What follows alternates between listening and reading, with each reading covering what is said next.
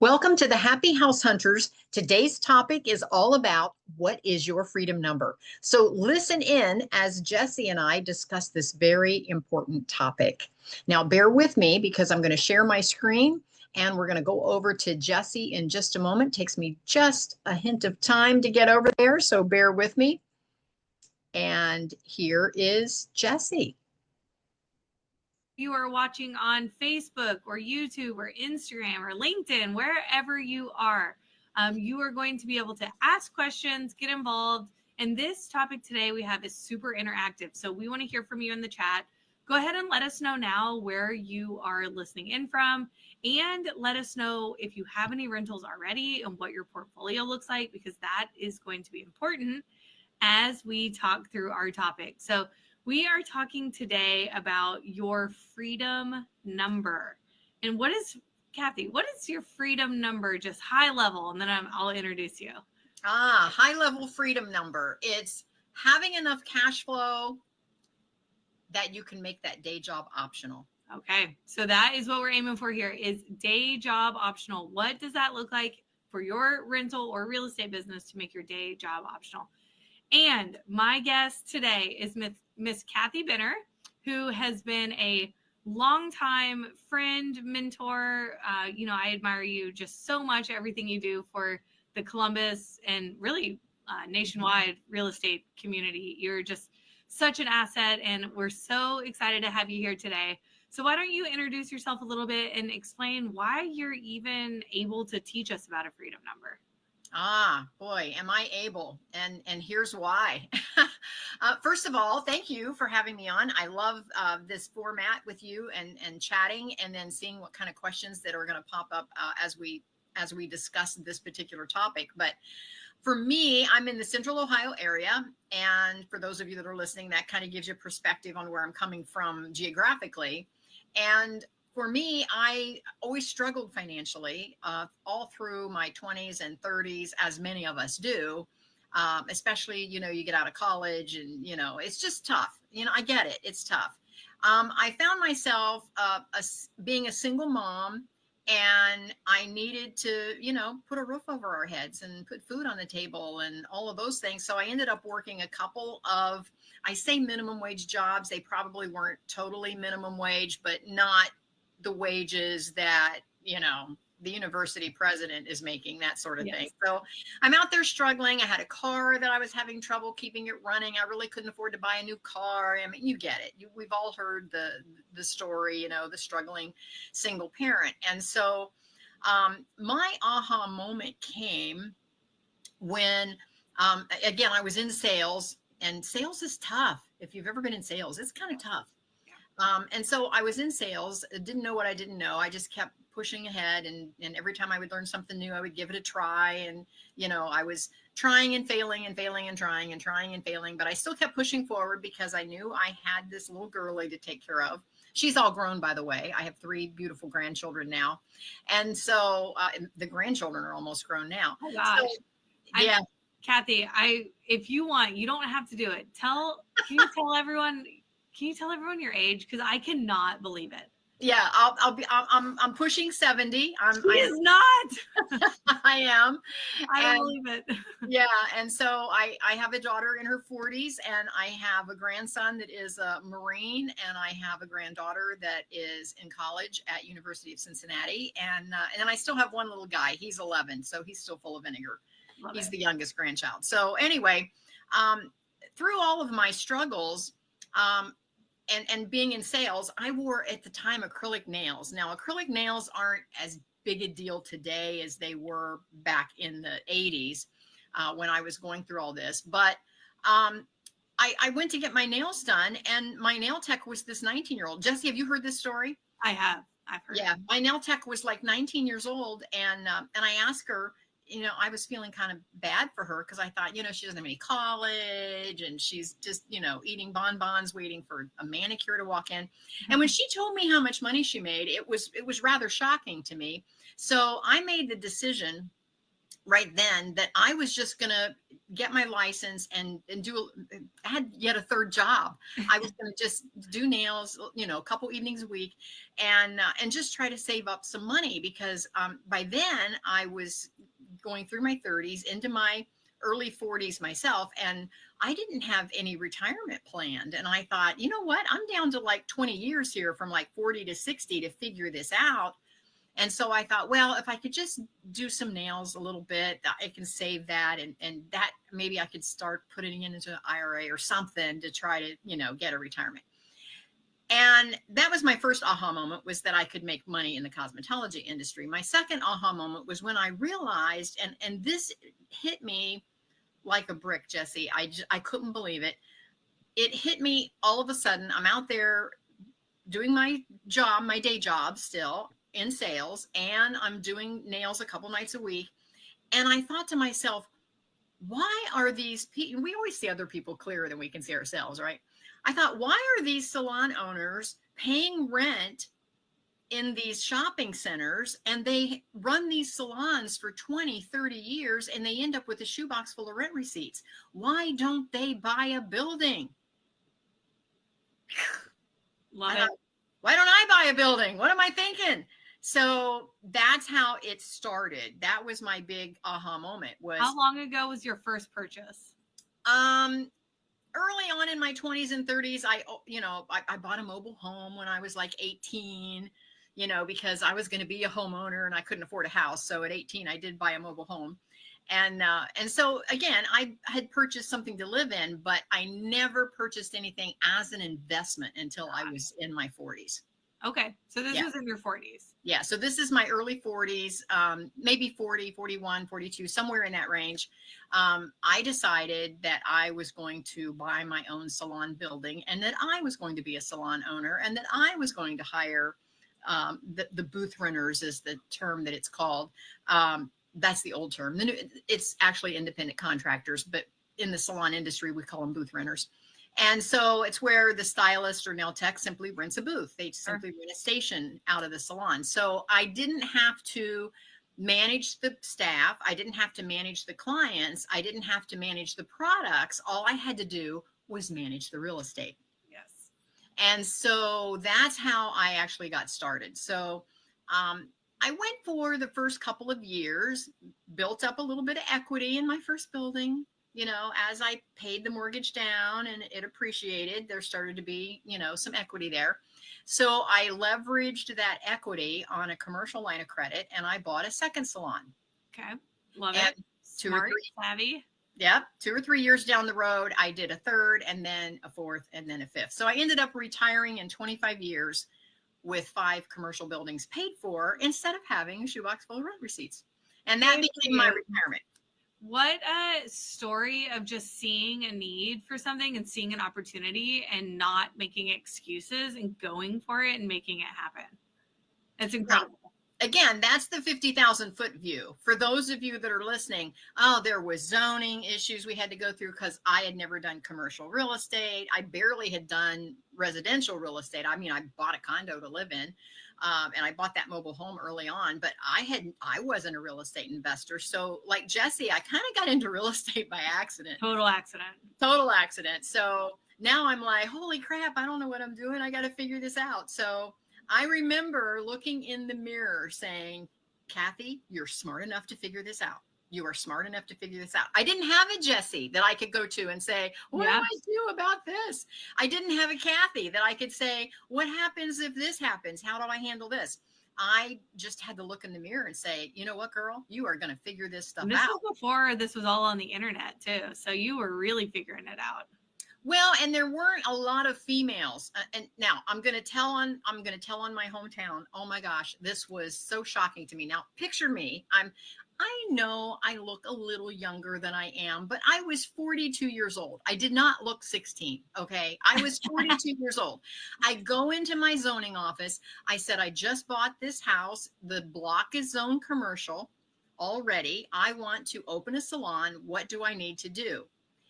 He pulled himself away from his newspaper. He looked at me and said, could you send your dad or your husband? No, boo. I was like, what? I said, okay, first of all, my dad has passed away and I'm not married. So you're stuck with me.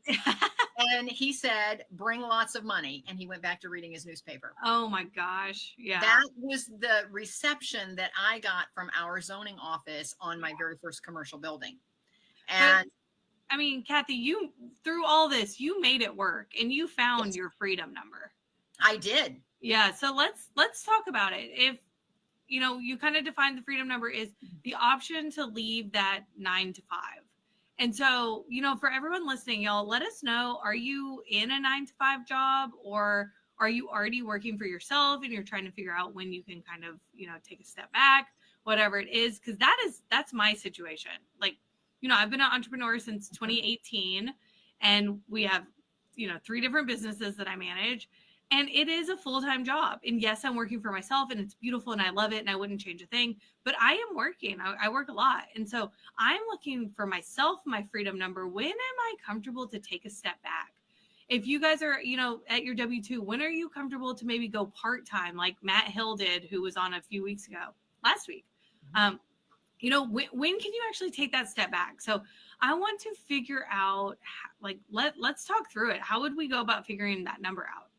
Well, first of all, you have to kind of reverse engineer the whole thing. You have to kind of look at your life and say, what lifestyle do I want to live? What is that freedom for me? You know, so I think a lot of us go, I just want to be free. Well, what does that mean? You know, does that mean free to just sit on the couch 24/7? Or does that mean free to do some giving, maybe some volunteering? Is it free to travel more? Is it free to, I mean, what does that mean for you? Yeah. And so that's where the big question comes in, is what does freedom really mean? Because you What can't does it figure mean? out, Oh, sorry, go ahead. why is it you can't figure out the number until you know what the lifestyle is that you consider free. So what does freedom mean to you? Well, for me, because I'm a little bit of a workaholic, just a little bit. I knew that I wanted my first decision for my freedom number is I knew I wanted to just cover my monthly bills. That was the freedom number for me. And this was years and years ago. That was your number. This was the first salon, the very first salon building. I now am doing, I was a nail tech. I was never fully licensed. I was licensed as a nail tech. So I'm in there doing nails. I've got, you know, I'm working, you know, 12-hour days, 6 days a week. So I gave up a corporate job. I gave up 3 corporate jobs and I created one great big huge monster of a corporate job for myself where I was the boss, but I was still putting in 12-hour days, 6 days a week. I can relate. And so the first thing that I wanted to do is I thought if I could just cover my debts, then I could take my foot off the accelerator a little bit. Because when you're in a commission business and in a salon, it's a commission business. You're not making money unless a customer's at your station. And so I was afraid to take my foot off the gas because I thought, oh, wonder if one day this kind of starts to go away and I don't have the bills all paid yet. So the first freedom number for me was paying the bills. So once I calculated what are those bills, you know, what do I have to do my home mortgage, the salon mortgage, the utility bills, the property insurance, the taxes, you know, threw in my lifestyle. I had a car payment, you know, so the health insurance, because I was self-employed, I had to do my own health insurance. Of course, I still had a daughter I was raising.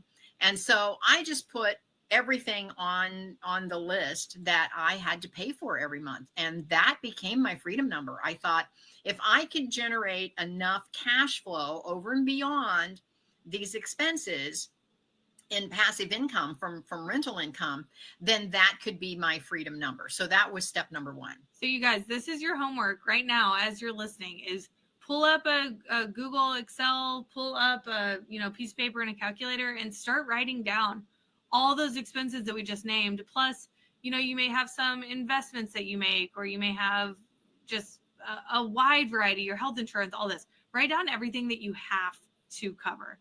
Now, I know that number for my family. We've done this exercise, you know, quite a few times over the years. And Kathy, I will say that the number keeps growing. It I keeps know. growing every single year. So how do we plan for like lifestyle creep or even just cost of living general increase? Well, real estate's the perfect way to combat that, because your real estate is, your rents are going to go up, your appreciation is going to go up, your equity is going to go up, and your mortgages are going to come down. Yeah. So it's kind of self-leveling. It automatically kind of keeps up with you. Now, here's where a lot of landlords fail. And I don't want to jump off topic, but if you're a landlord, oftentimes you're like, I don't want to raise their rent. Raise the rent. Good renters. You know what? I've had tenants early on, and this was a hard lesson. I had tenants early on that, oh my gosh, they're struggling because they were struggling when they came on board. And so I don't want to raise their rent. I don't want to make them leave. They're good payers. They don't call me a whole lot. I keep it the same, and 10 years later they say, oh, we're buying a house. And when I look at the house, it's like 20 times better than my house. And I'm like, and they were like, we couldn't have afforded this if you wouldn't have kept the rent half of what it should have been. And I'm like, what? I'm over here struggling and you're buying what? Yeah, definitely. So don't be fooled by that. They're expecting you to raise the rent. Their incomes are going up. Their jobs are changing. They're making adjustments. Everyone's making adjustments. So I finally just settled in. And again, managing real estate is all about systems. And I just settled into a system where the cost of living increase just goes on every year automatically. Same. Yep. We raise rent every single renewal, even if it's $50. Yes. Yep, absolutely. Okay, so we have all of our expenses. We understand that real estate can help offset scope creep. I will say I have recently, past couple of years, been a victim of lifestyle creep, where maybe my taste in things has increased, and my shopping has kind of increased. My travel has increased. I'll tell you that. So that's just something we can plan for, though, right? Just plan for it. Absolutely. And again, once you get into the real estate investor game, it's just a matter of just growing your business. So, Mark said to me the other day, Mark's my significant other, for those that don't know. He's also a private pilot. He loves airplanes the way I love houses. And so he is constantly saving old airplanes, and I'm constantly saving old houses. That's what we like to tell people. And so the other day he said, I should just maybe sell a couple of these airplanes because the gas is getting too expensive and blah, blah, blah, blah. And I said, Mark, you're thinking wrong. And he goes, what do you mean I'm thinking wrong? I said, you don't need to cut your expenses. You need to increase your income. Yeah. And he goes, what? And I said, you've been in that mindset for so many years that I have to cut costs, I have to cut expenses, I have to cut out the fun stuff. And I said, you just need to increase your income. And I said, and if you're doing it in a holistic way where it's a win-win-win for everyone, and I don't know who all's listening that maybe is or is not in Central Ohio, but we're getting thousands of new people moving into the area because of all of the industry moving in, and housing is going to be at a shortage. So anytime that I can be a preferred housing provider and bring a house that no one wanted to live in, that now I can bring to the table and have a safe, clean, new looking house for a family, that is, maybe this is their fresh start. Maybe this job that the husband got or that the wife got is like a huge deal for this family, and I can be a part of that, and then it also pays me. So it's a win-win. Win-win. Yeah, absolutely. So what I'm hearing is, instead of trying to increase or decrease your expenses, go out and make more money. Use the skills you have and the market that you're in to go out and make more money. Yes. Yeah. I teach a Build a Better Business program where I have folks that come to me for all kinds of businesses, not just real estate. And the first question that I ask them when they're struggling is, I say, what is it that you're doing now that makes you the most money? Do more of that. What is it that's making you the most money? Do more of that. If you're financially struggling, do more of that. And then start to deviate if you want to add some other skill sets, but do more of what makes you the most money. Because if you're struggling financially, you stop dreaming and you stop growing. Yeah, you're just in survival mode. Exactly. But we're not trying to be in survival mode here. We are trying to be the exact opposite, thriving, doing what we want in our life. So what is the next step after we figure out how much money we would need every single month? Well, then I think you have to look if we're talking about funding this freedom lifestyle with real estate investing, I think you have to look at what area are you investing in. Okay. And again, because rents are dictated a lot by the community that the houses are in. So you have to look and say, well, where are my properties located and what kind of rents can I charge? And I want to bring a good product into the market for a good rental price. And once you determine that, you're going to, after a while, if you have 2 or 3 or 4 of those, you're going to know about what your average cash flow is. And then you know that if you 10x that particular business model, you're going to have more of the same cash flow off of each one of those doors. And then it's a simple math problem. Take that early number. Maybe it's 5,000 a month, maybe it's 7,000 a month, maybe it's 3,000 a month, whatever that number is, and divide it by the cash flow. And that's going to give you how many doors you need to make any other income optional for you. Love it. Love it. And tell everyone about your portfolio. Like, what does your portfolio look like today? Because I know you had the 5 salons. I imagine, have you sold those? Oh, no. You never sell a money-making investment. Okay. I love it. So you still own the salons, you just don't work in them. Well, and here, now again, you have to back up and separate the business from the real estate. Okay. I still own the 5 commercial buildings. I gave away the salons when I retired. Because let me paint this picture. And I have to paint this picture because I don't want everybody listening to this call to run out and say, I'm going to do a booth rent salon. Kathy did it that way, and that's how I'm going to do it.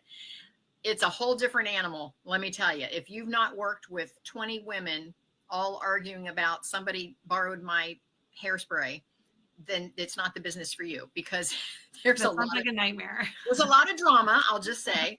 So anyway, but the point is this. Once I wanted to retire, I had to seriously look at what I owned. And here's where a lot of people go wrong. They think they're worth more than they are. They think their stuff is worth more than it is. And so what I realized is after 20 years, I had this building that I maintained and kept in pretty good shape. And so it grew in value, the building. But the business, I didn't own any of the staff. I didn't have any employees. They were all renters. They were all booth renters. Right. So I didn't own any of the employees. Well, their clients were their clients. So I didn't own any of the clients. Okay. So I didn't own the renters. I didn't own the clients. I didn't own the products because they all had their own preference in products. So I didn't own any of the products, the walls of shampoos. And I didn't own any of that other than what was in my little booth that I was using. But I didn't own any of that. All I owned was 20-year-old salon equipment. Now, it was still usable, and the girls were still working, and the styling chairs worked, and the nail tables worked, and everything still worked. But it was 20 years old. Yeah. What is it really worth? Yeah. So at the end of the day, the only thing that I owned that had any value was the real estate. So what I did is when I wanted to retire, I looked out across all the staff members. I picked one that was a little bit head and shoulders above the rest. I said, have you ever thought about owning a salon? And of course, 100% of the time they said, well, yeah. And I said, okay, I will go with you down to the Board of Cosmetology. I said, I will help you, and you will fill out your license agreement with the board. And I said, I'm just going to give you the business. Then I'm going to also give you, because I knew what it took to get a business off the ground. Yeah. And even though I was handing them a going concern, there's, how it is. There's always a certain number of staff. They're like, well, if Kathy's not going to be here, I'm leaving. And so I knew there would be, some attrition. So I gave them a very favorable rental for 3 years. And because again, the building was paid for.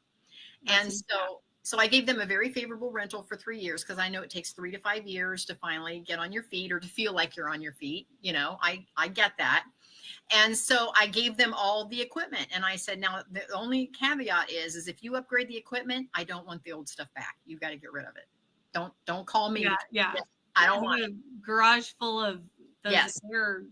And I still find nail tables when I open up my garage door. I don't know. They're multiplying. I don't know. So anyhow, long story short, I gave away all 5 salons that way, but I kept all 5 commercial buildings. Smart.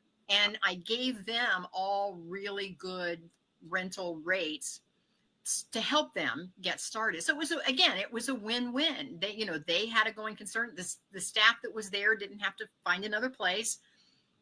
The salon continued on, so the clients didn't have to uproot and find a different place to go get their services. I got to keep the building, and believe it or not, Jessie, my income went up. I do believe it. My income actually went up instead of down. I believe it for sure. So other than the 5 commercial salons, what else is in your portfolio right now? Because I know you do a lot more than that. Yes.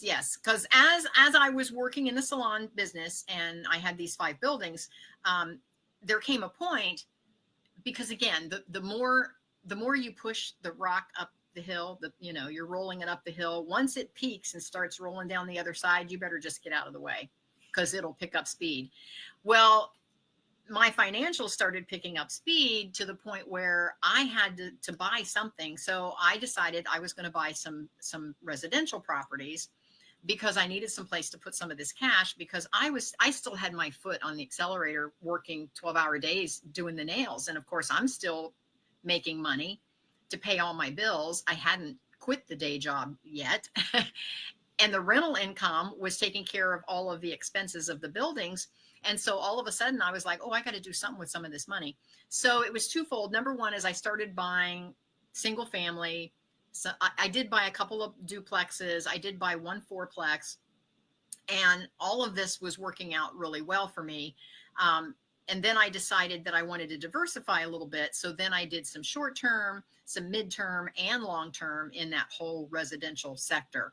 And so I feel that I'm very well diversified now. I just bought a condo in the last 30 days. So I'm now at 29 doors. 29 doors. Okay. Yeah, 29 doors total. And this started just a few decades ago with an accidental kind of aha moment that really triggered the whole thing. So 29 doors. How long ago I know that you're a workaholic, so am I. How long ago could you have fully retired? Well, 7 years ago, I totally walked out of the salon industry. The doctor was on to me about it, because, I did the same motion, 12 hours a day for 25 years. Yeah. And finally, the doctor was like, okay, you're going to need shoulder surgery. You're going to need elbow surgery. You're going to need wrist surgery. You're going to need neck surgery. And then he said, wouldn't it be a novel idea if you quit right before I cut you all up instead of right after? Because he said, right after I cut you all up, he said, you're going to quit. He said, so wouldn't it be novel if you quit right before I cut you all up? That's pretty good advice. And I thought, ow, oh, okay. And it was really hard for me, because I had created this salon. I had created these 5 salons, and my happy place was when I was sitting at my nail table and every station had a customer. Every station had a customer in the chair, and one waiting, and people coming and going out of the parking lot. And I loved just hearing all of that. And it wasn't a big thing like, oh, pat me, like I did all this. I knew that I was making a difference in all these lives. I knew that what I created was feeding families. It was buying real estate for my staff. They had houses and house payments, and this was their income. And I knew that I had helped. Again, it goes back to being a win-win-win-win. And so I knew that I had helped, bring up the entire economy of all of the folks that were coming in and out of those buildings. And so, and that did my heart good. But I knew that at some point I had to walk away. So it was really hard for me, really, really hard for me.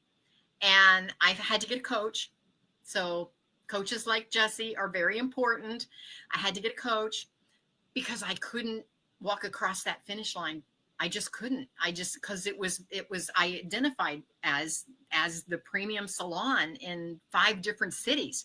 And so I just had such a terrible time walking across that finish line. So I finally drew a line in the sand. I picked a date and I said, this is it. I finally announced it to my staff. I announced it to my clients, and I made the transition. But I was so afraid, because I didn't know what that freedom, now that I had the freedom number, what was that freedom going to look like? Right. And that kind of scared me. I thought, what am I going to do? Sit around and watch soap operas all day? What am I going to do? I mean, that's the beauty of freedom, is if one day you want to watch soap operas all day, you can.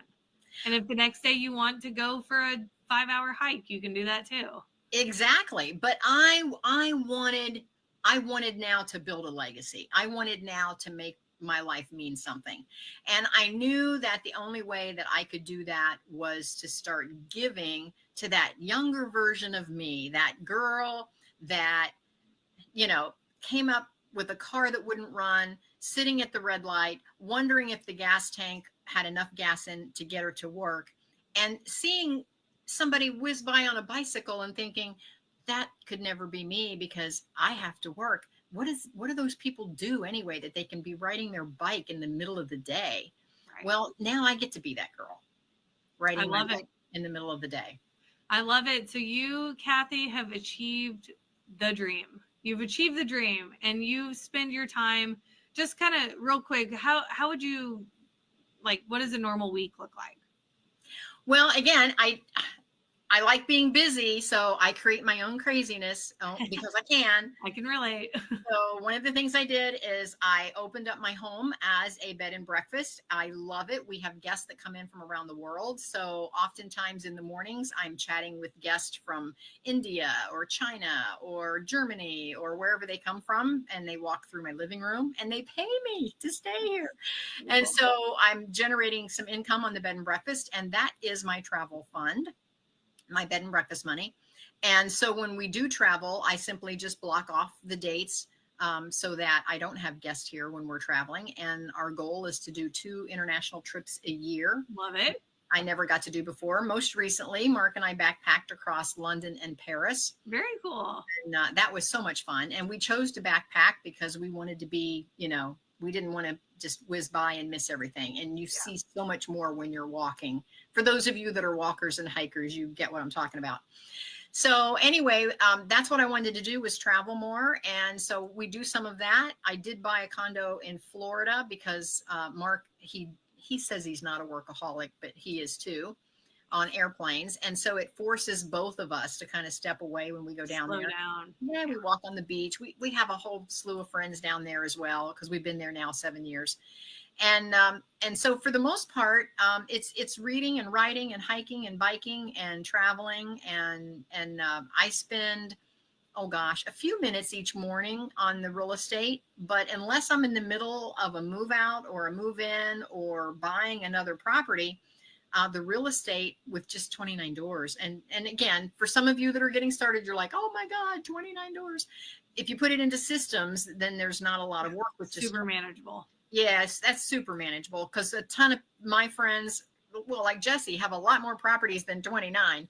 And so once you get your teams together and your systems in place, it really does not take a lot to manage that. And it does kind of go on autopilot. You have to tweak it here and there. You have to be available. You got to stay on top of people. Yeah, you have to manage it, but you're not down in the trenches every day. I don't know. Yeah. Nope, not by any means. Well, very cool. Kathy, you are absolutely such an inspiration. I think of you often when I am thinking, I mean, you're such a giver with your time and your knowledge, and I think of that often. So thank you for being here. You guys, I hope this was kind of, we wanted to do an inspiration on what your life could be like with real estate as the key driver towards that financial freedom. And you're just such a great example of that. So thank you. All right, Jessie, thank you for having me. Yeah, of course. Y'all, and if you are interested in joining, myself, Kathy has a program as well. We would love to speak with you. Just let us know in the comments, and either of us will reach out. Mine is called Rentals Made Easy. Kathy, you want to do a quick little... Yes, you can reach me just at kathybinner.com. I have free meetups. I do have some courses. I also can do some private coaching if you want one-on-one. But my free meetups, we meet on Zoom, and then Jessie and I hold hands a little bit in the coin group. Yep. And so all of my folks go over with her group on the third Tuesday of every month in Columbus, Ohio. And so you can meet both of us there. Yeah. Thank you. And we will see you next time. See ya. Thank you so much for joining us today. I appreciate all of you that are listening in the audience, and please hit that subscribe button and listen to us. We do a recording every Monday on a different topic, and we will see you next time. Bye.